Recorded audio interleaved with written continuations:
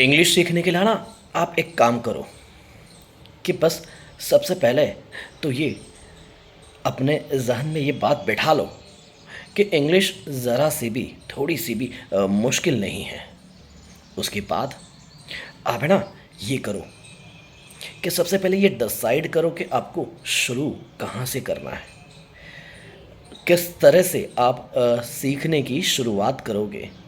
सबसे पहले क्या सीखोगे, क्या सीखना है। मेरी बात मानो तो सबसे पहले है ना ABCD से ही शुरुआत करो, भले आपको आती है।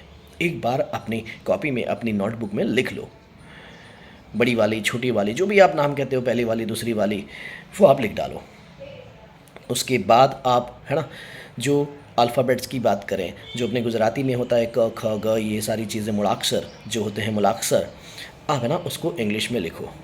साथ साथ में हिंदी और या फिर गुजराती में भी लिख सकते हो। उसके बाद फिर आप बाराक्षरी पे आ जाओ, क का की जो भी आप लिखते हो उसको भी आप गुजराती या हिंदी और साथ में आप इंग्लिश में लिखो। फिर धीरे धीरे करके थोड़े थोड़े जितने भी नाम हैं आप उनको है ना याद करने की, याद रखने की है ना कोशिश जो है साथ साथ में शुरू कर दो। स्पीकिंग तो है वो पहले दिन से ही आप शुरू कर दो, आए ना आए, थोड़ा भी आए, जो भी आए, जितना भी आए शुरू कर दो।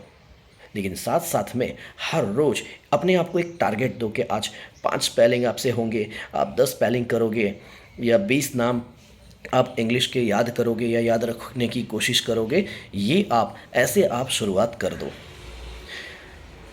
इससे क्या होगा, सारे नाम जो हैं इंग्लिश में आपको आ जाएंगे। आपको ये पता चलेगा कि भाई इस चीज़ को या उस चीज़ को, किसी भी चीज़ को इंग्लिश में क्या कहते हैं। क्योंकि जब आप सेंटेंस बनाओगे, जब आप सेंटेंस बोलोगे तो उसमें इंग्लिश वर्ड की ज़रूरत तो पड़ेगी ना। तो ये जो वर्ड है, ये जो वर्ब हैं, ये धीरे धीरे करके आप थोड़ा थोड़ा करके, लेकिन हर रोज़ अपने आप को एक टारगेट देके याद करने की, याद रखने की, ढूंढने की, समझने की कोशिश जो है वो शुरू कर दो।